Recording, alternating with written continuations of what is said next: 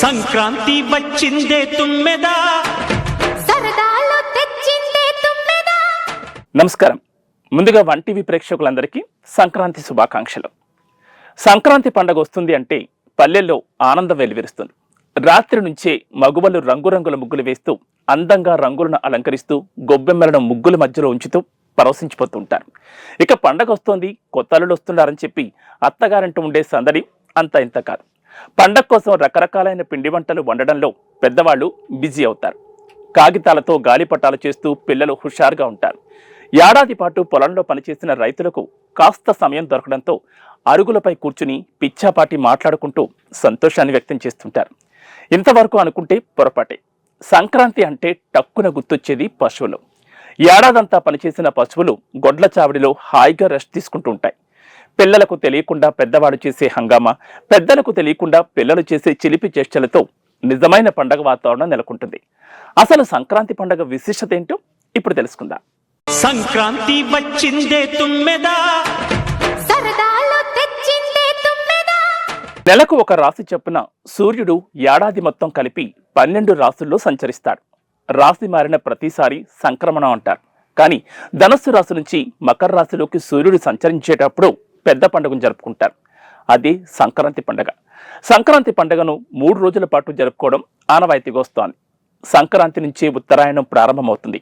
అంటే అప్పటి వరకు సూర్యుడు దక్షిణ దిక్కుగా ప్రయాణించి సంక్రాంతి నుంచి ఉత్తర దిక్కుగా ప్రయాణించడం మొదలు పెడతాడు. దీన్ని మకర సంక్రమణం అంటారు. మకర సంక్రమణం నుంచే ఉత్తరాయణం ప్రారంభమవుతుంది. చలి తీవ్రత క్రమంగా తగ్గుముఖం పడుతుంది. అప్పటి వరకు చలితో వణికిపోయిన జీవరాశులు క్రమంగా సూర్యుడు లేత కిరణాలు తాకడంతో వెచ్చబడతాయి. వాతావరణంలో క్రమంగా మార్పులు చోటు చేసుకుంటాయి. సంక్రాంతి పండగ వచ్చే సమయానికి పొలం నుంచి ధాన్యం ఇంటికి చేరుతుంది. అంటే లక్ష్మీదేవి ఇంటికి వచ్చినట్లే. ఇంటికి వచ్చిన పంటలను చూసి రైతులు సంతోషపడతారు. కొత్త ధాన్యంతో అన్నం వండి భగవంతుడికి నైవేద్యం సమర్పిస్తారు. కొత్త బియ్యంతో అన్నం కాకుండా బెల్లం వేసి పరమాన్నం చేయడం ఆనవాయితీగా వస్తోంది. కొత్త బియ్యంతో రకరకాలైన పిండి వంటలు తయారు చేసుకుంటారు. కొత్త బియ్యంతో చేసే పిండి వంటలతో జీర్ణ సమస్యలు తలెత్తవని అంటారు. సంక్రాంతి అనేది ప్రకృతితో ముడిపడి ఉంటుంది. సంక్రాంతికి పిండి వంటల్లో తప్పనిసరిగా నువ్వులు ఉండి తీరాల్సిందే. ఎందుకంటే నువ్వులు ఆరోగ్యానికి ఎంతగానో ఉపయోగపడతాయి. నువ్వుల్లో ఉండే అధిక పోషకాల వలన ఒంటికి వేడి తగులుతుంది. వాతావరణంలో వచ్చే మార్పులకు ఈ వేడి అలవాటు పడుతుంది. సంక్రాంతి వచ్చిందే తుమ్మెదా, సరదాలు తెచ్చిందే తుమ్మెదా. సంక్రాంతి రోజు తప్పనిసరిగా పితృదేవతలను తలుచుకుంటారు. వారికి ఇష్టమైన పిండి వంటలను వండి వారికి సమర్పిస్తారు. ఇలా చేయడం వల్ల పితృదేవతలు సంతోషించి దీవిస్తారని పెద్దలు చెప్తూ ఉంటారు.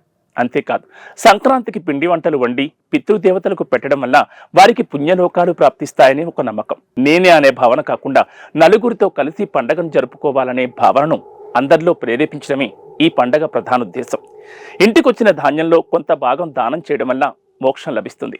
అందుకే సంక్రాంతికి ఇంటికి వచ్చిన హరిదాసులకు తప్పనిసరిగా ధాన్యాన్ని సమర్పిస్తారు. 3 రోజుల పాటు సాగే ఈ పండుగ భోగితో మొదలవుతుంది. భోగి రోజున తెల్లవారుజామునే లేచి భోగి మంటలు వేయడం ఆనవాయితీ. సంక్రాంతి వచ్చిందే తుమ్మెదా, సరదాలు తెచ్చిందే తుమ్మెదా.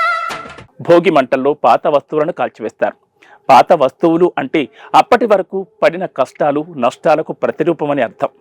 వెచ్చని వెలుగులా జీవితం కూడా సంతోషంగా ఉండాలని కోరుకుంటూ భోగి మంటలు వేస్తారు. భోగి మంటల్లోనే నీళ్లు కాచుకుంటారు. భోగి మంటల్లోనే పరమాన్నం వండుతారు. చిన్నారులకు భోగి పళ్ళు పోసి శ్రీహరిని ఇంటికి ఆహ్వానిస్తారు. భోగి తర్వాత జరుపుకునే సంక్రాంతి కోసం ముంగిళ్లు రెడీ అవుతాయి. పోటీలు పడి ముగ్గులు వేయడం ఈ సంక్రాంతి సమయంలోనే చూస్తూ ఉంటాం. ఒకరికి మించి మరొకరు ముగ్గులు వేసి తమ ఆనందాన్ని వ్యక్తం చేస్తుంటారు. పండగ రోజున కొత్త అన్నంతో చేసిన పరమాన్నం పిండి వంటలు చేసుకుని ఇంచక్క బంధుమిత్రులంతా ఒక చోటకు చేరి తినేస్తారు. పిచ్చాపాటి ముచ్చట్లతో సంక్రాంతి పర్వదినం ముగుస్తుంది. 3వ రోజు జరిగే తంతును తప్పనిసరిగా చూసి తీరాల్సిందే. సంక్రాంతి పర్వదినం ప్రకృతితో ముడిపడి ఉంటుంది. కనుమ రోజున పశువులను అంగరంగంగా అలంకరించి వాటికి ఉప్పుదాన తినిపిస్తారు. కనుమ రోజున ఉప్పుదాన వెరీ స్పెషల్ అని చెప్పాలి. వివిధ రకాలైన ఔషధాలతో కూడిన పశువుల దానా అది. అంతేకాదు, పశువుల పందాలు, గ్రామీణ పోటీలు, కోడి పందాలతో గ్రామాలు తీరిక లేకుండా ఉంటాయి. కొన్ని ప్రాంతాల్లో నిర్వహించే జల్లికట్టు ప్రత్యేకమని చెప్పాలి. ప్రాణాలను పణంగా పెట్టి జల్లికట్టు నిర్వహిస్తారు. కనుమ రోజున మాంసాహారం తప్పనిసరి. మాంసాహారం తినని వాళ్ళు మినుములతో గారెలు తయారు చేసి తృప్తిగా భుజిస్తారు. మినుముల్లో రకరకాలైన పోషక విలువలుంటాయి. ఉష్ణోగ్రతలు పెరిగే సమయంలో శరీరంలో వచ్చే మార్పులను తట్టుకుని నిలబడేందుకు మినపగారెలు ఎంతగానో ఉపయోగపడతాయి. 3 రోజుల పాటు జరిగే ఈ పండుగను చూడాలంటే తప్పనిసరిగా పల్లెలకు వెళ్లి తీరాల్సిందే. సంక్రాంతి వచ్చిందే తుమ్మెదా, సరదాలు తెచ్చిందే తుమ్మెదా. ఇది ఇవాల్టి సంక్రాంతి స్పెషల్.